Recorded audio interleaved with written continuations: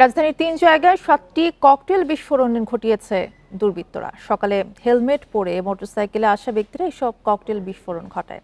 এদিকে মেরুল বাড্ডা এবং শাহজাদপুরে 2টি বাসে আগুন দেওয়ার ঘটনা ঘটেছে। তবে আতঙ্ক ছড়ালেও এসব ঘটনায় কেউ হতাহত হয়নি। সিসিটিভি ফুটেজ বিশ্লেষণ করে অভিযুক্তদের ধরা হবে বলে জানিয়েছে পুলিশ।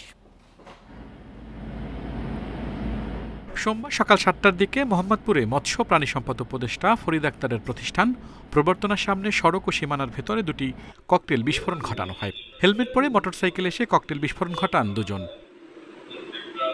এর আগে ভোরে মিরপুরের গ্রামীণ ব্যাংকের প্রধান কার্যালয়ের সামনে ককটেল বিস্ফোরণ ঘটানো হয়।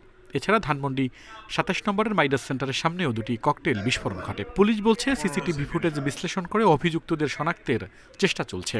প্রত্যেকটি ঘটনা আমরা গুরুত্বের সাথে তদন্ত করছি এবং এই ঘটনার সাথে জড়িতদের শনাক্ত করার চেষ্টা করছি। আপনি যে বললেন সামনে একটা দল কর্তৃক ঘোষিত বিশেষ কোনো কর্মসূচির সাথে এগুলো কোনো যোগসূত্র আছে কিনা সেটাও আমরা খতিয়ে দেখছি। এদিকে সোমবার ভোরে মেরুল বাড্ডা ও শাহজাদপুরে 2টি বাসে আগুন দেয় দুর্বৃত্তরা। খবর পেয়ে ফায়ার সার্ভিস বাস দুটির আগুন নিয়ন্ত্রণে আনে। তবে বাস দুটিতে কিভাবে আগুন লেগেছে তা জানা যায়নি। দেশকে অস্থিতিশীল করতে একটি গোষ্ঠী এসব অপচেষ্টা চালাতে পারে বলে ধারণা বিশ্লেষকদের। বাংলাদেশকে অস্থিতিশীল করার জন্য ষড়যন্ত্র আছে এবং সেই ষড়যন্ত্রের অংশ হিসেবে পরিমাণটা বিশৃঙ্খল, উচ্ছৃঙ্খল অথবা অস্থিতিশীল বাংলাদেশ তৈরি করার জন্য কার্যক্রমগুলো পরিমাণে বেড়েছে। এসব ঘটনা নাশকতা কিনা তা তদন্ত করে দেখছে পুলিশ। আল আমিন হোসেন, ইন্ডিপেন্ডেন্ট নিউজ, ঢাকা।